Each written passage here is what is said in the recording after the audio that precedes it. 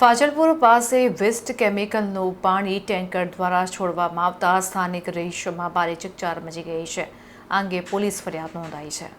ગઈકાલે ભરૂચ તરફથી બોમ્બે દિલ્હી ભારત માલા હાઈવે પરથી પસાર થતી ટેન્કર કે જે ફાજલપુર પાસે ટેન્કરની અંદર વેસ્ટ કેમિકલ છોડતા હાઈવે ઓથોરિટીને જાણ થતાં જ તેઓએ નંદેસરી પોલીસને જાણ કરી હતી. જ્યારે ધોળકાના સરપંચને જાણ થતાં તેઓ સ્થળ ઉપર આવીને કેમિકલ કેવા પ્રકારનું છે તે જોયું હતું અને ટેન્કર ચાલક વેસ્ટ કેમિકલ છોડીને નાસી છૂટ્યો હતો.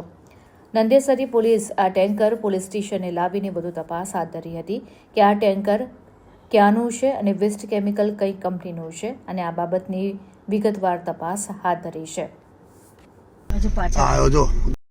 હું ધોળકા ગામના માજી સરપંચ છું.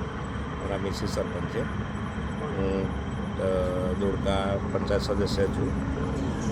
અમારા express highway Delhi Mumbai express highway toll નાકાની નજીક ઘણો બધો કોતર વિસ્તાર આવેલો છે.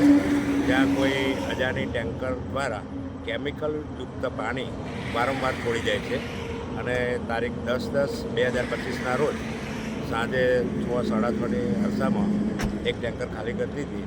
ત્યાં અમારા ગામના છોકરાઓ ગયા.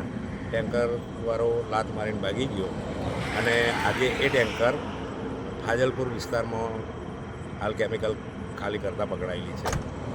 અને ઘણી બધી વખત 5-6 વખત તો અમારા ધોળકા તરફ કોતર વિસ્તારમાં ખાલી કરીને ગયેલી છે.